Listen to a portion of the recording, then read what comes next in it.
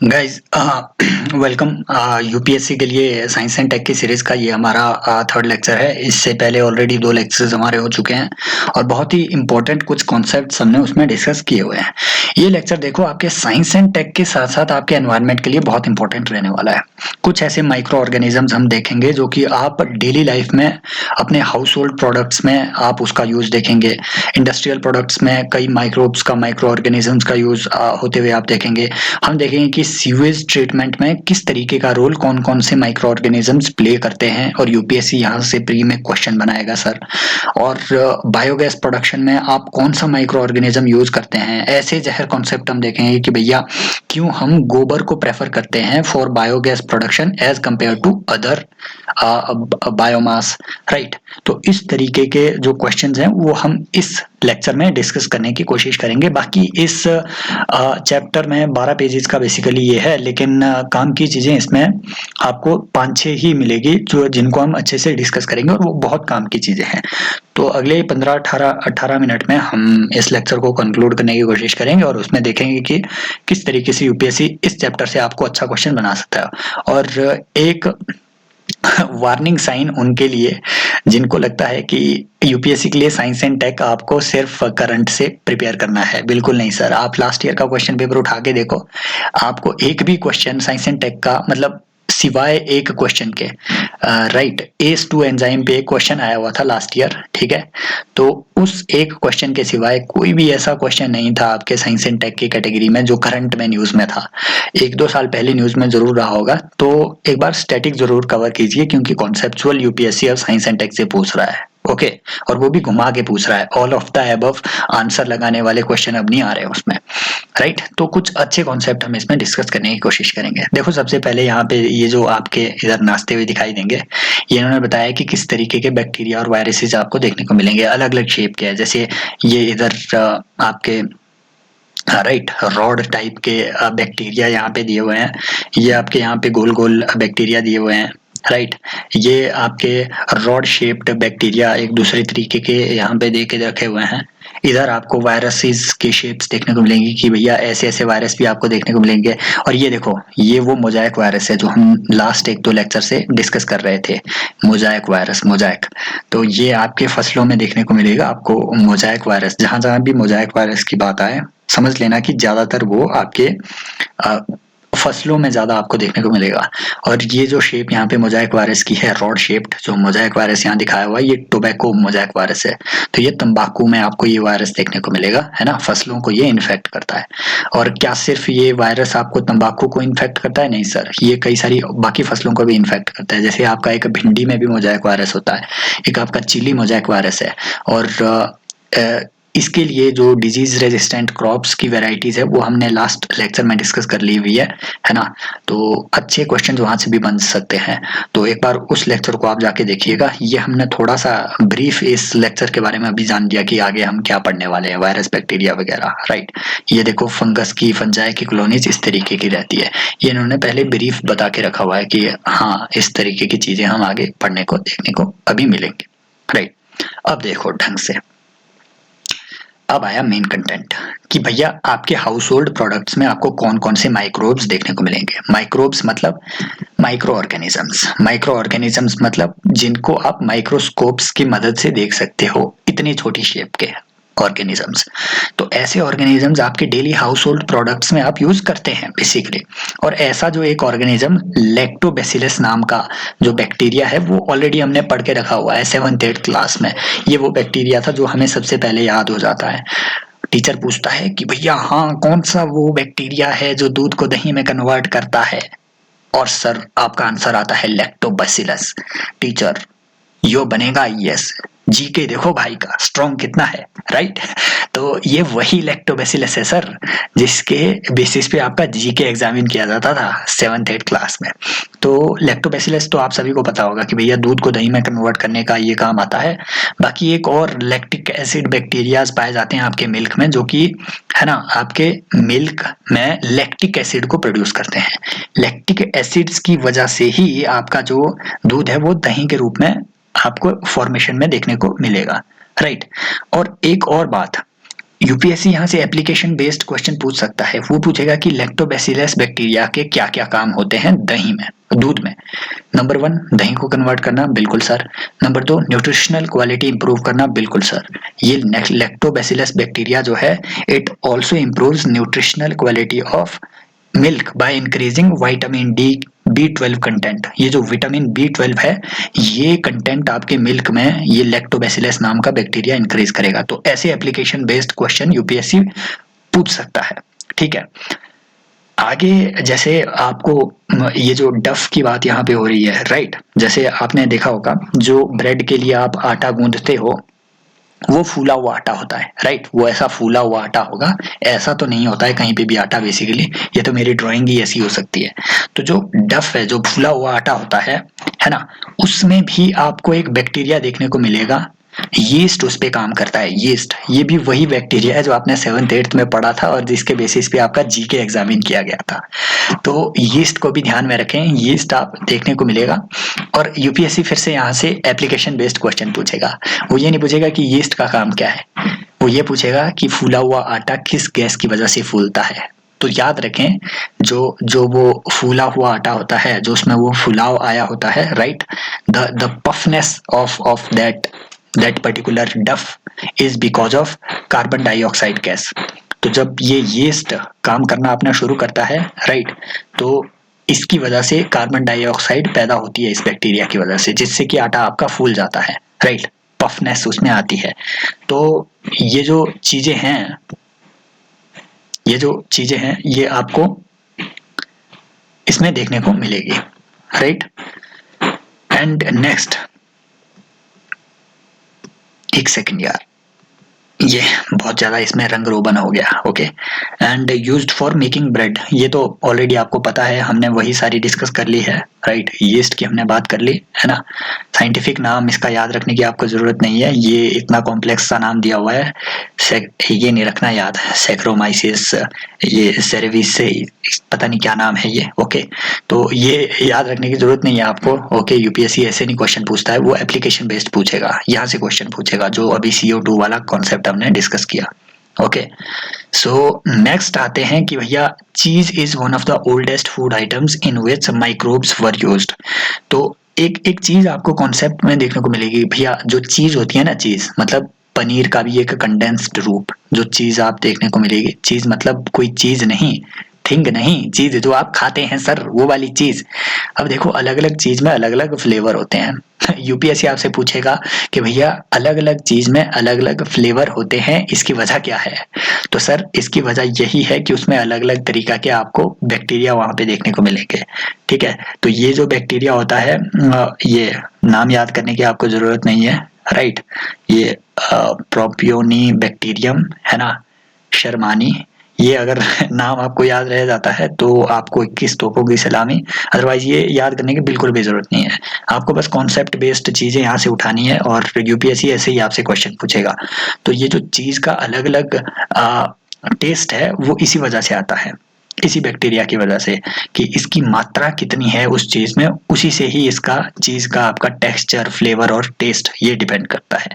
Okay, so for example जो large holes होते हैं स्विस चीज में, एक स्विस चीज प्रकार की एक स्विट्जरलैंड की चीज होती है। ओके, तो स्विस चीज में जो ये कुछ छेद होते हैं, लार्ज होल्स होते हैं, वो किस वजह से होती है कि भैया CO2 प्रोडक्शन उस चीज में ज्यादा होता है। जैसे हमने बोला कि आपका जो पफ्ड आटा होता था वो भी किस वजह से फूला हुआ होता था, CO2 की वजह से। यहाँ भी होल्स चीज में किस वजह से हो रहे हैं, CO2 की वजह से, राइट। ये बैक्टीरिया का नाम याद करने की जरूरत नहीं है।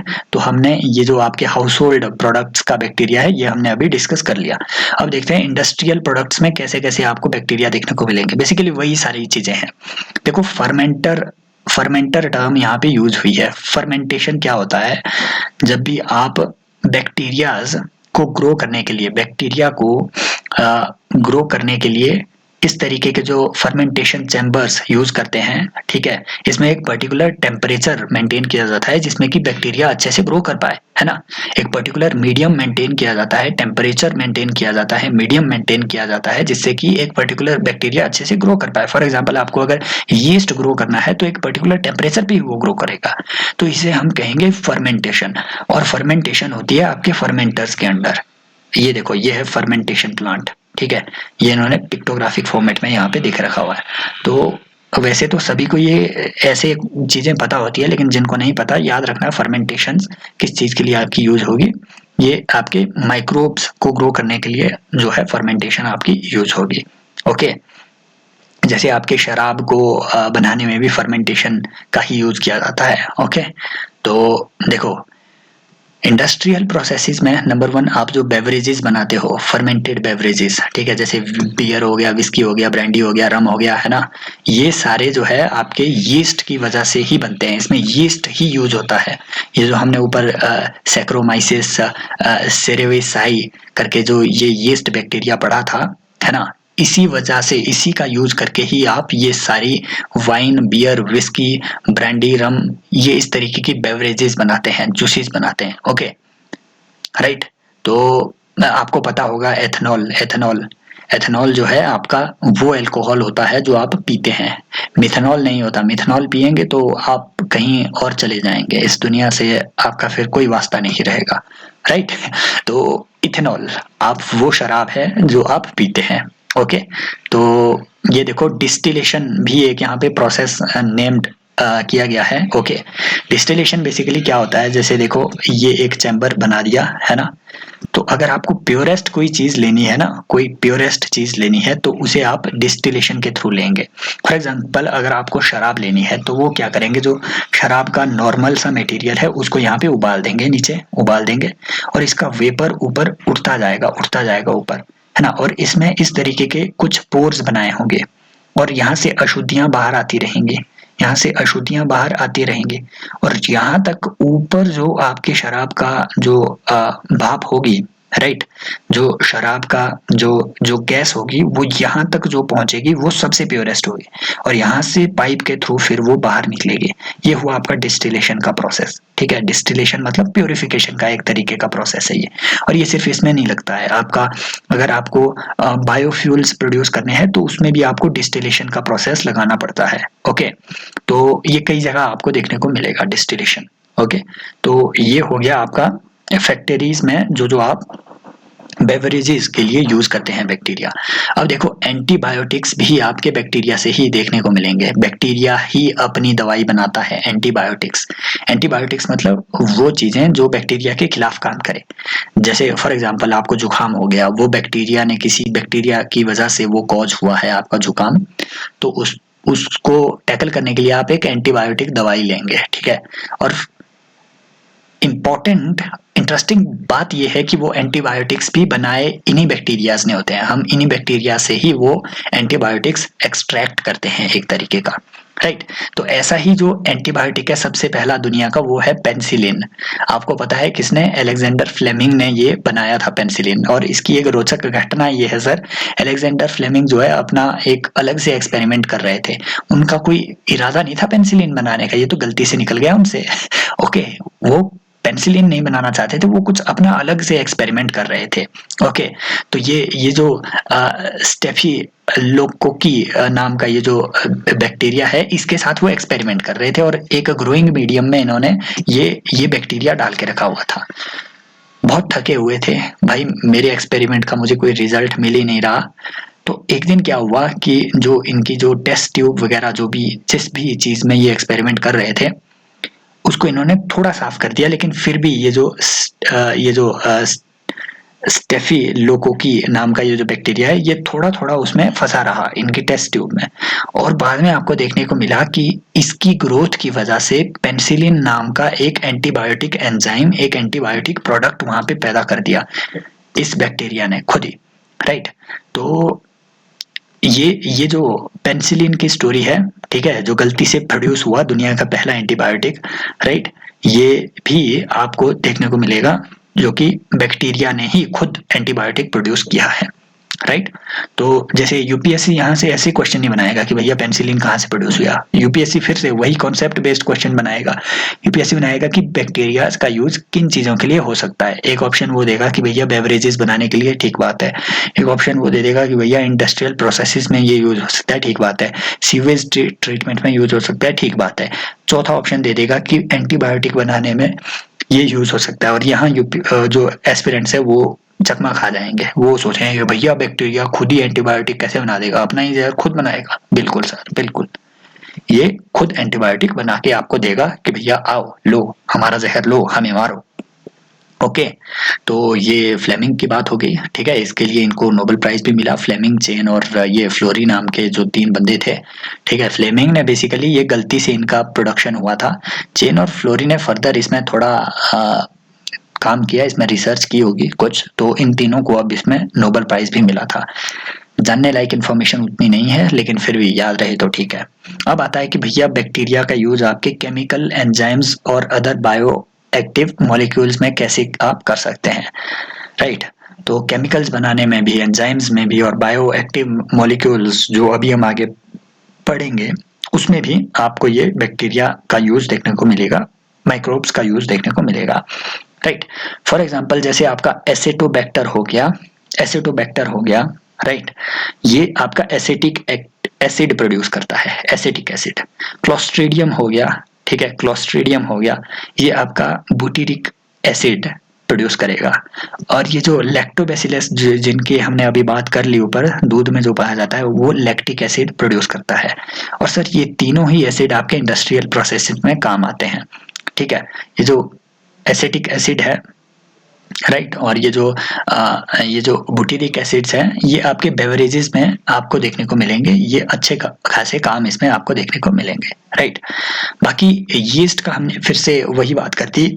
एथेनॉल प्रोडक्शन में यीस्ट का यूज होता है, ना सिर्फ आपके पफ्ड आटा, मतलब जो फूला हुआ आटा, राइट।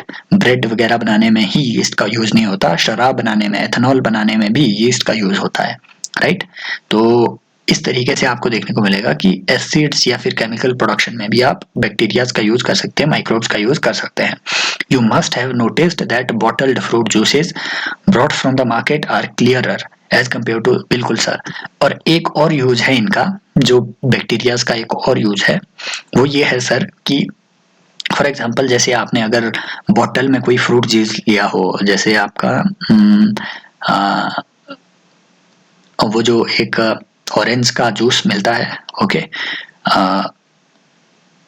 फॉर एग्जांपल आपने स्लाइस लिया, ओके, स्लाइस लिया मार्केट से, तो स्लाइस का जो जूस होता है मार्केट में वो काफी क्लियर होता है, राइट। उसमें ये इस तरीके के मोटी मोटी चीजें नहीं होती है, ओके। जैसे आप अगर घर में बनाएंगे आम का जूस तो वो काफी घना होगा और आपको लगेगा कि इसमें आम के सिवाय भी कई बाकी सारी चीजें हैं, ओके। तो वो उतना क्लियर नहीं होगा। क्लैरिटी जो जूसेस में आती है वो भी बैक्टीरिया की वजह से ही आपको देखने को मिलेगी, राइट, ओके। तो इस तरीके से अलग अलग चीजें में आपके बैक्टीरिया आपको देखने को मिलेंगे। जैसे ये जो स्टेप्टोकोकस नाम का बैक्टीरिया है, ये आपके वो क्लैरिटी लाने के लिए बेवरेजेस में, जूसेस में किया जाता है, ओके। क्लैरिटी मतलब जो ऑरेंज का जूस आप मार्केट से लोगे, आप देखेंगे कि भैया आप उसमें तो आप आर पार देख पा रहे हो, लेकिन घर में अगर आप ऑरेंज का जूस बनाओगे तो भैया वो बिल्कुल भी आप वहां से लाइट पेनिट्रेट नहीं कर पाएगी।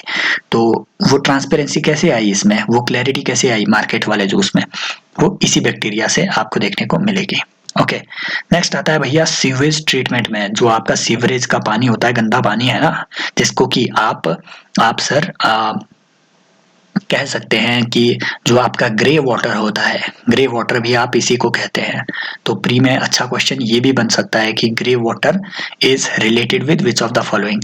तो जो आपका सीवेज का पानी होता है, सीवेज का जो गंदगी होता है, उसको ट्रीट करने में भी माइक्रोब्स आपकी हेल्प करते हैं, ठीक है। आपने नाम सुना होगा बायो रेमेडिएशन का, राइट। उसमें 2-3 ब्रांचें होती है। एक होता है फाइटो रेमेडिएशन। फाइटो रेमेडिएशन मतलब जिसमें आप पौधे का यूज कर रहे हो किसी भी बायोलॉजिकल प्रोडक्ट को डिग्रेड करने में, ठीक है, किसी भी गंदगी को डिग्रेड करने में जहां आप पौधे का यूज कर रहे हो वो हुआ फाइटो डिग्रेडेशन। एक हुआ आपका माइको डिग्रेडेशन, जिसमें आप माइको मतलब माइकस मतलब जहां फंगस का यूज कर रहे हो किसी भी चीज को डिग्रेड करने में, किसी भी गंदगी को डिग्रेड करने में, वो हुआ आपका माइको रेमेडिएशन। वैसे ही आपका एक बैक्टीरिया का यूज भी आप कर सकते हैं किसी भी गंदगी को, किसी भी सीवेज को डिग्रेड करने के लिए। ओके, तो बायो रेमेडिएशन में भी आपके जो माइक्रोब्स हैं, छोटे जो पौधे हैं, वो आपको यूज होते हुए देखेंगे। यहाँ देखो इस तरीके का एक बायो रेमेडिएशन प्लांट होता है। अब देखो इसमें दो तीन तरीके इन्होंने बताए हुए हैं कि भैया प्राइमरी ट्रीटमेंट होता है। सबसे पहले जो भी आपका गंदा पानी आएगा वो क्या करेगा कि सबसे पहले उसका प्राइमरी ट्रीटमेंट होगा। ठीक है, सॉइल्स हैं, पेबल्स हैं, मतलब मोटे मोटे पत्थरों पे उसको पानी को ऊपर से, बहुत ऊपर से फेंका जाएगा ताकि जो इसकी गंदगी है, ठीक है, वो बाहर निकल सके। ठीक है, और इसी सॉइल्स और पेबल्स के अंदर ही आपको कुछ माइक्रोब्स उसमें डाले जाते हैं और वहीं पे आपका जो प्राइमरी स्लज है वो डिग्रेड होना शुरू कर जाता है। सेकेंडरी ट्रीटमेंट में फिर से बायोलॉजिकल ट्रीटमेंट उसमें दिया जाता है, राइट। कुछ ऐसे बैक्टीरिया उसमें डाले जाएंगे जो कि डिग्रेड कर देंगे उस पूरे पानी को। एक और चीज आपने याद रखनी है, एयर वेंटिंग, उसमें एयर स्ट्रिपिंग भी की जा सकती है। फॉर एग्जांपल, अगर एयर स्ट्रिपिंग कौन सा प्रोसेस है, अगर आपको पानी अंडरग्राउंड वाटर को अगर आपको प्योरीफाई करना है, ठीक है, तो आप क्या करोगे, उसके अंदर अंडरग्राउंड एक्वीफर में आप एयर डाल दोगे। एयर डाल दोगे और उसके अंदर क्या है, आपकी ऑक्सीजन बढ़ जाएगी। उसकी वजह से उसके अंदर बैक्टीरिया ग्रो करना शुरू कर जाएंगे। उसकी वजह से उसके अंदर जो आपकी गंदगी है पानी के अंदर, बैक्टीरिया उसको डिग्रेड कर देगी, है ना। इससे पानी आपका साफ हो जाएगा। ये हुआ एयर स्ट्रिपिंग। एक ऐसा ही कॉन्सेप्ट होता है बायो वेंटिंग का। बायो वेंटिंग ये ओपन पानी में आपको देखने को मिलेगा। आप क्या करोगे, जैसे ही ये जो प्राइमरी स्लज के बाद जो पानी है ये आप किसी एक टैंक में डाल दोगे, उसके अंदर आप एयर पुश कर दोगे, है ना, हवा उसमें भर दोगे, बहुत ज्यादा अंदर एयर आप पुश कर दोगे उस पानी में। इस वजह से उसमें आपकी जो ऑक्सीजन की क्वांटिटी है वो पानी में इंक्रीज हो जाएगी और वहां पे बैक्टीरिया जो जो आपके माइक्रोब्स है वो ग्रो करना शुरू कर जाएंगे। उससे आपका जो पानी है, वो पानी के अंदर की जो अशुद्धियां हैं वो डिग्रेड करना शुरू कर जाएंगी और इजीली आप फिर उसकी जो गंदगी है, राइट, उसका जो बायोडिग्रेडेबल जो गंदगी है उस पानी में, वो अच्छे से आप डिग्रेड कर पाओगे और पानी आपको एकदम साफ सुथरा उसके बाद देखने को मिलेगा। इसमें एक इम्पॉर्टेंट चीज आपको ये कॉन्सेप्ट जानना है, बायो केमिकल ऑक्सीजन डिमांड। देखो बीओडी क्या होता है। बीओडी बेसिकली एक मेजर है एक बात को जानने का कि भैया ये पानी अगर गंदा है तो कितना है। ठीक है, होता क्या है, जब भी अगर आपकी पानी के अंदर जितना ज्यादा वेस्ट मटेरियल होगा, जितना ज्यादा वेस्ट मटेरियल होगा, उतना ज्यादा उतना ज्यादा टाइम लगेगा उस मटेरियल को डिग्रेड करने में। साथ ही साथ उतने ही ज्यादा माइक्रोब्स लगेंगे उस मटेरियल को बायोलॉजिकली डिग्रेड करने में। अब जितने ज्यादा माइक्रोब्स लगेंगे उतनी ज्यादा डिमांड बढ़ेगी ऑक्सीजन की उस पानी के अंदर, है ना। इसका मतलब ये है सर, जितनी ज्यादा बायोकेमिकल ऑक्सीजन डिमांड होगी उतना गंदा वो पानी होगा।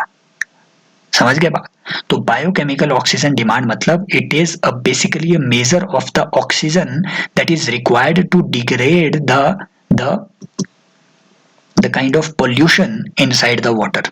ठीक है, तो जितनी ज्यादा रिक्वायरमेंट ऑक्सीजन की होगी उतनी उतनी ही गंदगी उस पानी के अंदर होगी। ठीक है, उतना ही अशुद्ध, उतना ही पोल्यूटेड वो पानी आपको देखने को मिलेगा। तो ये जो सेकेंडरी ट्रीटमेंट है, इससे आप एक अंदाजा ये भी लगा सकते हैं कि जितना बेहतर आपका सेकेंडरी ट्रीटमेंट होगा पानी का माइक्रोब्स के थ्रू, उतनी कम बायोकेमिकल ऑक्सीजन डिमांड उस पानी में फिर बाद में रहेगी। ओके, क्यों? क्योंकि भैया ऑलरेडी जो ऑक्सीजन इसको डिग्रेड करने के लिए थी वो आपने बायो वेंटिंग के थ्रू हवा को उसके अंदर स्ट्रिप करके आपने ऑलरेडी वो ऑक्सीजन इसको दे दी हुई है। तो पानी के अंदर की अपनी जो इनहेरेंट ऑक्सीजन थी वो कंज्यूम नहीं हुई, तो ऑक्सीजन बची रही इस पानी के अंदर। ओके, तो इस तरीके से आपको देखने को मिलेगा कि आप पानी की जो लिवेबिलिटी है, पानी के अंदर जो लाइफ की कंडीशंस है, एक्वेटिक लाइफ के लिए जो कंडीशंस है वो भी मेंटेन कर सकते हैं इस तरीके के ट्रीटमेंट से, माइक्रोब्स के ट्रीटमेंट से।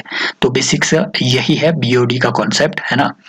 और बाकी देखो जब आप इस तरीके से बायो रेमेडिएशन कर रहे हो तो देखो जो स्लज होता है, जो आपका ग्रे वाटर होगा या फिर जो आपका सीवेज का वाटर है, उसमें कई सारी ऐसी चीजें भी है जहाँ से आपको मीथेन जैसी गैसें देखने को मिलेगी। वहां से मीथेन जैसे प्रधानमंत्री जी ने अभी कॉन्सेप्ट दिया था कि भैया आप अपने जो नाली है उसके ऊपर एक बास्केट रख दो, है ना, और वहां से पाइप लगा दो और आगे आपकी गैस निकल जाएगी। ठीक है, तो उस तरीके की टेक्नोलॉजी का यूज भी आप कर सकते हैं बायोगैस बनाने में। ठीक है, तो इस पानी से आप बायोगैस भी निकाल सकते हैं। क्यों? क्योंकि इसमें ऑलरेडी आपका जो बायोमास है वो घुला हुआ है ना। आपने जो खाने पीने में जो चीजें लाई, है ना, आपने थाली धोई, थाली धो के वो पानी कहाँ गया? आपके स्लज में ही गया। ठीक है, और उस पानी में आपका जो खाना पीना है वो भी तो साथ में उसी में है, राइट। तो उसका यूज, उससे तो आपके बायोगैस अच्छे से निकलेगी, मीथेन गैस उससे जरूर बनेगी आपके खाने पीने के आइटम्स से जो उसमें घुसी हुई है, पानी में जो इनहेरेंट है, घुली हुई है। ठीक है, तो बायोगैस भी आप इसकी अच्छे से बना सकते हैं। ओके, तो ये देखो यहाँ पे फोटो दिया हुआ है, इस तरीके से आप देख सकते हैं कि ऐसा एक सीवेज ट्रीटमेंट प्लांट भी होता है इस दुनिया में। ओके, नाउ अब देखते हैं कि भैया बायोगैस प्रोडक्शन में भी माइक्रोब्स आपके कैसे काम कर सकते हैं, राइट। तो इसमें देखो, बायोगैस सबसे पहले आपने याद रखना है, biogas is a mixture of gases, और इसमें मेनली बायोगैस में आपको मीथेन देखने को मिलेगी। बायोगैस में मेनली आपको मीथेन देखने को मिलेगी, लेकिन साथ ही साथ आपको इसमें कुछ और गैसेस भी देखने को मिल सकती है, जैसे कार्बन डाइऑक्साइड भी आपको देखने को इसमें मिलेगी, जैसे आपको इसमें हाइड्रोजन भी देखने को मिलेगी, थोड़ी आपको इसमें हीलियम भी देखने को मिलती है। ओके, तो ऐसे बह नहीं जाना है हीलियम कहाँ से आएगी। ठीक है, हाइड्रोजन भी मिलेगी, कार्बन डाइऑक्साइड भी मिलेगी, हीलियम भी मिलेगी और हाइड्रोजन सल्फाइड भी मिलेगी, H2S भी आपको इसमें मिलेगी, राइट। और हाइड्रोजन सल्फाइड जितनी ज्यादा किसी बायोगैस में होगी, उतनी गंध, सल्फर की उतनी ज्यादा गंदी स्मेल वो गैस छोड़ेगी, राइट। और उतना ही ज्यादा उससे पोल्यूशन भी कॉज होगा। क्यों? क्योंकि भैया सल्फर की जब आप बर्निंग करोगे तो उससे SOx सल्फेट, जो सल्फ्यूरिक जो सल्फर डाइऑक्साइड है, ठीक है, वो गैसेज आपको वहां से देखने को मिलेगी जब जब आप ऐसी किसी बायोगैस को बर्न करोगे जिसमें कि हाइड्रोजन सल्फाइड की मात्रा ज्यादा है। तो याद रखना, एक स्वीट गैस हम बोलते हैं, स्वीट गैस, ये उस गैस को बोलते हैं, उस नेचुरल गैस को हम बोलते हैं जिसमें हाइड्रोजन सल्फाइड कम हो। जितनी कम हाइड्रोजन सल्फाइड होगी उतनी स्वीटनिंग, मतलब उतनी कम गंदी स्मेल वो गैस आपको छोड़ेगी, इसलिए उसको स्वीट गैस भी बोलते हैं, राइट। तो बायोगैस प्रोडक्शन में अब देखते हैं कौन सा आपको इसमें माइक्रोब देखने को मिलेगा, राइट। तो कुछ ऐसे बैक्टीरिया होते हैं जिन्हें हम कहते हैं मेथेनोजेन। ठीक है, वो क्या करते हैं? डिग्रेड कर देंगे आपके जो ऑर्गेनिक मटेरियल है उसको डिग्रेड कर देंगे और उससे मीथेन बना देंगे। जो भी कार्बनिक मटेरियल आपका है उसको डिग्रेड करके वो मीथेन बना देंगे, राइट। तो ऐसे ही एक बैक्टीरिया है मिथेनोबैक्टीरिया, राइट, मिथेनोबैक्टीरिया। और याद रखना, ये जो मिथेनोबैक्टीरिया है ये आपको कैटल में भी देखने को मिलेगा। ओके, जो हम कैटल है, जो हमारी गाय भैंस होती है, राइट, इन सारे जो जो जो इस तरीके के कैटल होते हैं उन्हें हम कहते हैं रूमिनेंट स्पीशीज। ये क्या करते हैं भैया? ये घास खाएंगे, ठीक है, और सीधे उसको अपने पेट के अंदर भेज देंगे, ठीक है, जिसे हम रूमेन कहते हैं। पेट का वो पार्ट जहाँ पे ये सीधा घास खा के अंदर भेजते हैं, है ना, उसे कहते हैं रूमेन। और इस रूमेन में आपका वो घास बैठा रहेगा और यहाँ पे मिथेनोबैक्टीरियम इस रूमेन में उस घास को डिग्रेड करेगा, राइट। मिथेनोबैक्टीरियम उस घास को, राइट, ये डिग्रेड करेगा रूमेन के अंदर, राइट। और फिर आपने देखा होगा जो गाय है वो जुगाली करती है। रूमिनेंट्स बेसिकली उन जानवरों को कहते हैं जो जुगाली करते रहते हैं, जुगाली करते रहते हैं, मतलब इनके रूमेन से, पेट से वापस आता है फिर घास जब इनको जरूरत होती है, फिर ये मुंह में उसकी जुगाली करेंगे और मुंह में आसानी से वो डाइजेस्ट हो जाएगा उसके बाद। क्यों? क्योंकि ऑलरेडी उसको डिकम्पोज कर दिया है मिथेनोबैक्टीरियम ने। और यही मिथेनोबैक्टीरियम भी आपका रिस्पॉन्सिबल होता है किसी भी ऑर्गेनिक मैटर को बायोगैस में कन्वर्ट करने के लिए। इसीलिए आपको देखने को मिलेगा कि जो गोबर गैस है उसको हम प्रेफर करते हैं एज अ बायोगैस मीडियम, गोबर को। क्यों? क्योंकि ऑलरेडी उस गोबर में ये मिथेनोबैक्टीरियम आया हुआ है, आपके कैटल के पेट से मेथानोबैक्टीरियम गोबर में घुल के उस गोबर में अंदर ऑलरेडी बैठा हुआ है मेथानोबैक्टीरियम, तो इजीली गोबर डिकम्पोज हो जाएगा और वहां से बायोगैस इजीली आपको निकलते हुए देखने को मिलेगी। इसीलिए गोबर गैस आपको देखने को मिलेगा कि हर गांव में गोबर गैस के प्लांट्स बने हुए हैं और उसमें गोबर ही डाला जाता है, बाकी ऐसी फूल पत्तियां उतनी ज्यादा नहीं डाली जाती, प्रेफर नहीं किया जाता क्योंकि वो इजीली डिकम्पोज नहीं होंगे फिर। ओके, तो देखो ये है गोबर गैस का इन्होंने स्ट्रक्चर यहाँ पे देखा हुआ है, राइट।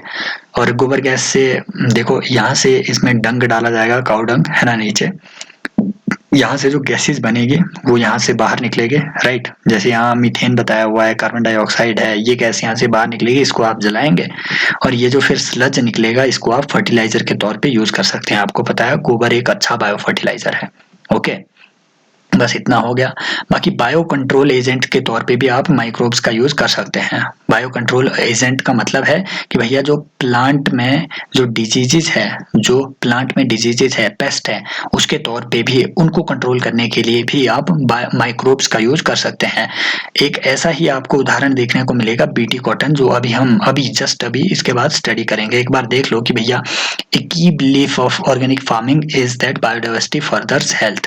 It is important कि भैया ऑर्गेनिक फार्मिंग क्या बिलीव करता है। ऑर्गेनिक फार्मर बिलीव करता है कि जितनी ज्यादा बायोडाइवर्सिटी होगी उतनी अच्छी आपकी क्रॉप की हेल्थ भी होगी, क्योंकि biodiversity is there to support each others. ठीक है, biodiversity is there to support the whole ecosystem. जितनी ज्यादा बायोडाइवर्सिटी होगी इकोसिस्टम उतना स्ट्रांग होगा, उतनी सस्टेनेबल आपकी एग्रीकल्चर होगी।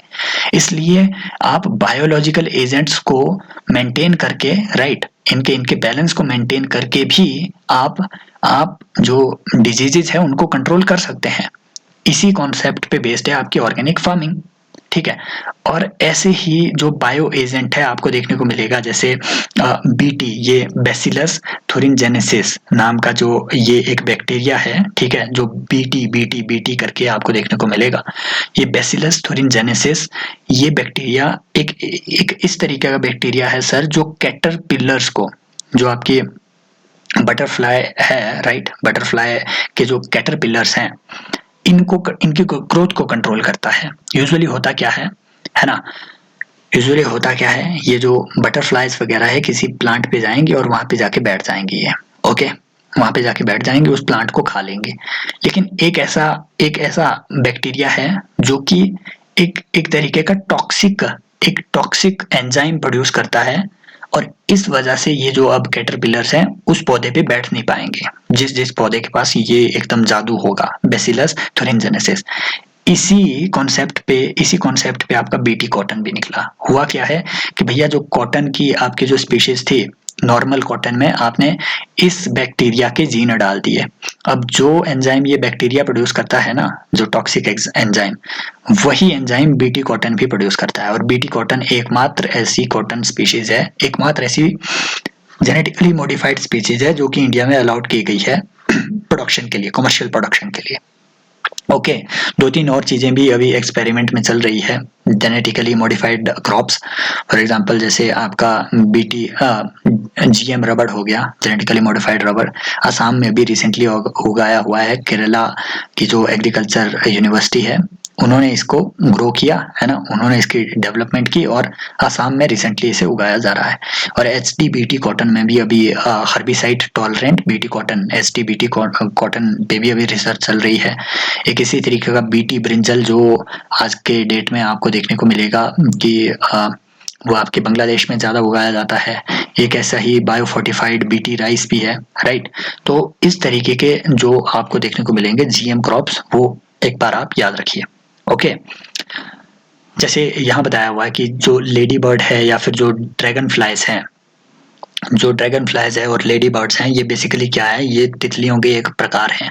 तो ये मॉस्किटोज को अपने आसपास नहीं आने देती है, ना ही किसी फसलों पे ये इनको बैठने देती है। तो अगर आप लेडी बर्ड और ड्रैगन फ्लाइज को अच्छे से इनकी पॉपुलेशन मेंटेन करोगे तो ये आपकी फसलों की भी रक्षा करने में सक्षम होंगे, राइट।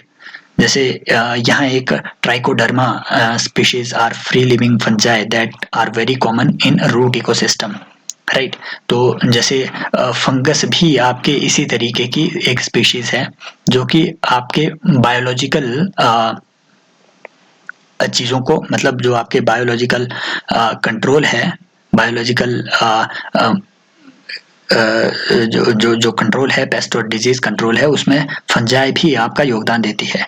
और ये ट्राइकोडर्मा बेसिकली कहता क्या है कि they are effective bio control agents of several plant pathogens. तो ये पैथोजेंस को कंट्रोल करता है ट्राइकोडर्मा नाम की फंजाई इकोसिस्टम। एक और फंजाई हम आगे डिस्कस करेंगे, ठीक है, वो एक बायो फर्टिलाइजर के तौर पे आप उसको यूज कर सकते हैं, ठीक है। और बाकी इसमें उतना कुछ नहीं है। हाँ, एक ये Baculoviruses are pathogens that attack insects and other arthropods। देखो आर्थ्रोपॉड्स, देखो होता क्या है, यूपीएससी यहाँ से फिर से आपको क्वेश्चन पूछेगा। यूपीएससी पूछेगा कि इनमें से कौन कौन सी बायोलॉजिकल एजेंट्स है जिनका यूज हम कर सकते हैं पेस्ट और डिजीज कंट्रोल के लिए। बैक्टीरिया हमने पढ़ लिया, यस। यहाँ हमने फंजाई पढ़ लिया, यस। ट्राइकोडर्मा नाम के फंजाई का यूज भी हम कर सकते हैं पेस्ट रेजिस्टेंस के लिए। सर क्या वायरसेस का यूज कर सकते हैं? बिल्कुल सर। बैक्यूलो वायरस एक ऐसा ही वायरस है जो पेस्ट रेजिस्टेंस में काम आता है, राइट। ये इंसेक्ट्स को इन्फेक्ट कर देता है और इंसेक्ट्स मर जाते हैं जहां जहां ये वायरस होगा। एक इंटरेस्टिंग बात यह है कि ये वायरस आपके प्लांट्स को इन्फेक्ट नहीं करता है, आपके क्रॉप्स को इन्फेक्ट नहीं करता है, ना ही इंसानों के लिए ये खतरनाक है। दस जो है एक तरीके का, इस तरीके से वायरसेस भी यूज में आप ला सकते हैं। सिर्फ कोरोना वायरस नहीं है इस दुनिया में, ठीक है, बाकी भी वायरसेस होते हैं, तो इनका अच्छा यूज आप कर सकते हैं। ओके, तो देखो यहाँ they have been shown to have no negative impacts on plant mammals and birds fish. बाकी इसमें उतना कुछ खास नहीं है। हाँ, इसी तरीके को कि भैया आप बायोलॉजिकल एजेंट्स का यूज ही पेस्ट मैनेजमेंट के लिए कर रहे हो, इसी को कहते हैं इंटीग्रेटेड पेस्ट मैनेजमेंट, राइट। कि आप इकोसिस्टम को बचा करके पेस्ट मैनेजमेंट कर रहे हो, उसे कहेंगे आप इंटीग्रेटेड पेस्ट मैनेजमेंट। मतलब सारी प्रैक्टिसेस को आपने इंटीग्रेट कर दिया है ना, बायोलॉजिकल प्रोसेसेस को आपने इंटीग्रेट कर दिया पेस्ट मैनेजमेंट के लिए। ओके, बाकी माइक्रोब्स एज बायो फर्टिलाइजर, अब देखेंगे कि भैया बायो फर्टिलाइजर के तौर पे कैसे आप माइक्रोब्स का यूज कर सकते हैं। आपने सुना होगा राइजोबियम नाम का एक बैक्टीरिया होता है, आपने सुना होगा। ये जो है आपके राइजोस्फीयर में पाया जाता है, पौधों की जड़ों में राइजोबियम बैक्टीरिया होता है और ये नाइट्रोजन फिक्सेशन का काम करता है, ठीक है। तो ये एक एरोबिक बैक्टीरिया है, मतलब जहां जहां ऑक्सीजन मिलेगी इसको, ये वहीं मिलेगा, ठीक है। ऑक्सीजन डेफिशिएंट सॉइल में ये देखने को नहीं मिलेगा, और ये सिर्फ लेग्यूम्स में आपको देखने को मिलेगा। लेग्यूम्स के जो जड़ें होती है उसमें आपको ये राइजोबियम नाम का जीवाणु मिलेगा। ये क्या करेगा? आपके नाइट्रोजन फिक्सेशन ये करेगा। नाइट्रोजन जरूरी होती है प्लांट के ग्रोथ के लिए, आपके यूरिया में भी बेसिकली यही होता है, नाइट्रोजन ही होता है, ठीक है। लेकिन ये बात की हमने आपके उन बैक्टीरिया की जो आपके जड़ों से एसोसिएटेड है। क्या मिट्टी में भी ऐसे बैक्टीरिया होंगे? बिल्कुल सर। फ्री लिविंग बैक्टीरिया भी होते हैं, एजोटोबैक्टर जैसा एक बैक्टीरिया, जैसे एजोस्पाइरिलियम हो गया, एजोटोबैक्टर हो गया, ये फ्री लिविंग होते हैं। काम इनका भी राइजोबियम जैसा ही है, लेकिन ये जड़ों में नहीं होते हैं, ये सॉइल में फ्रीली पाए जाते हैं। तो ये सॉइल में नाइट्रोजन के कंटेंट को बढ़ाते हैं। सिमिलरली फंजाई भी ऐसा काम करती है, एक माइकोराइजा नाम का, जहां जहां आपको राइजा वर्ड देखने को मिले ना, मतलब राइजोस्फीयर की बात हो रही है। राइजोस्फीयर हम उस स्फीयर को कहते हैं जहां पे एरोबिक कंडीशन हो और राइजोबियम जैसे जीवाणु वहां पे, नाइट्रोजन फिक्सेशन वाले जीवाणु वहां पे ग्रो कर सके। तो माइको वर्ड जहां भी आपको देखने को मिलेगा, मतलब कहीं ना कहीं फंजाई से एसोसिएटेड कोई बात हो रही है। तो माइकोराइजा मतलब एक ऐसा फंजाई जो राइजोस्फीयर में आपको देखने को मिलेगा, ठीक है। तो सिम्बायोटिक एसोसिएशन एक ऐसा ही आपको बैक्टीरिया, जैसा हमने बोला, जैसे राइजोबियम की हमने बात की, एक ऐसा ही माइकोराइजा भी आपको फंजाई देखने को मिलेगी। ये भी सिम्बायोटिक रिलेशनशिप में ही है, राइट। इसका काम क्या होता है कि ये फास्फोरस को एब्जॉर्ब करता है सॉइल से और प्लांट को ये ऊपर भेज देता है। और फास्फोरस का काम सर प्लांट्स में यही होता है कि जो रूट बोर्न जो पैथोजेंस हैं उससे ये निपटता है माइकोराइजा, और सेलेनिटी, ड्रॉट, इन सारी चीजों के लिए ये टॉलरेंस लाता है, ओके। उस पूरे पौधे में फास्फोरस को भी एब्जॉर्ब करेगा और प्लांट में भेजेगा, बाकी ये सारे काम करेगा, रूट बोर्न पैथोजेंस है ना, और टॉलरेंस टू सेलेनिटी, ड्रॉट वगैरह, ये सारे कैरेक्टरिस्टिक्स उस प्लांट में ये लाएगा, ओके। सिमिलरली एक साइनोबैक्टीरिया, ये तो आपने साइनोबैक्टीरिया नाम का ऑटोट्रॉफिक माइक्रोब आपने पढ़ा ही होगा। ये 2021 के यूपीएससी प्री में आया हुआ था कि भैया इनमें से कौन कौन से जीवाणु ऑटोट्रॉफ है या फिर कौन कौन से प्राइमरी प्रोड्यूसर है। तो उसमें 2-3 ऑप्शन दिए हुए थे, एक साइनोबैक्टीरिया था, एक डायटोम था, एक 2 और ऑप्शन थे। ठीक है, तो अच्छा ये वहां से क्वेश्चन बन सकता था। ठीक है, तो साइनोबैक्टीरिया भी एक ऐसा ही बैक्टीरिया है जो आपको देखने को मिलेगा, वाइटली आपको मिट्टी में आपको देखने को मिलेगा। ओके, तो ये भी नाइट्रोजन फिक्सेशन का ही काम करता है, जैसे एनाबेना हो गया है ना, नोस्टॉक हो गया, ये सारे इसी के प्रकार है। और ये साइनोबैक्टीरिया आपके पैडी फील्ड्स में सबसे ज्यादा देखने को मिलेगा। ओके, तो ये सारी चीजें हमने डिस्कस कर ली। अच्छे यहाँ से क्वेश्चन बन सकते हैं, कैसे कैसे क्वेश्चन बना सकता है ये भी हमने डिस्कस कर लिया। एक बार कमेंट में आप फीडबैक जरूर दिया कीजिए यार कि कैसे ये लेक्चर्स चल रहे हैं, कैसे इनको मॉडिफाई किया जा सकता है, बेटर कैसे इनको बनाया जा सकता है। बाकी इस बात की टेंशन मत लीजिए कि सर इससे कुछ छूट तो नहीं रहा है, बिल्कुल नहीं सर, बिल्कुल नहीं। और कई लोग पूछ रहे हैं कि भैया चैप्टर 9 से ही आपने शुरुआत की, उससे पहले क्या, उससे पहले से आपका कॉस्ट बेनिफिट एनालिसिस अगर आप करोगे तो बिल्कुल भी नहीं है। मैक्सिमम जो आपके क्वेश्चन आएंगे वो इसी चैप्टर 9 के बाद ही आएंगे। जो बायोटेक्नोलॉजी वगैरह है वो अभी हम पढ़ेंगे। ठीक है, तो कोई फायदा नहीं है उन चीजों को पढ़ने का जो मतलब कॉम्प्लेक्स है। बायोलॉजी के स्टूडेंट नहीं बनना है अपने को बनना है सिविल सर्वेंट। जनरल से नॉलेज लेनी है और वो इन्हीं लेक्चर्स में आपको देखने को मिलेगी। मतलब चैप्टर नंबर 9 से के बाद से जो जो चैप्टर्स हैं उसमें अच्छे से आपका सारी चीजें कवर हो जाएगी। बाकी थैंक यू सो मच, मिलते रहेंगे ऐसे ही लेक्चर्स में और सपोर्ट करते रहिए guys. You can also subscribe to our Telegram channel, link is given in the description. और ये यूट्यूब चैनल तो आपको सब्सक्राइब करना भूलना ही नहीं है। Okay, bye bye, then see you.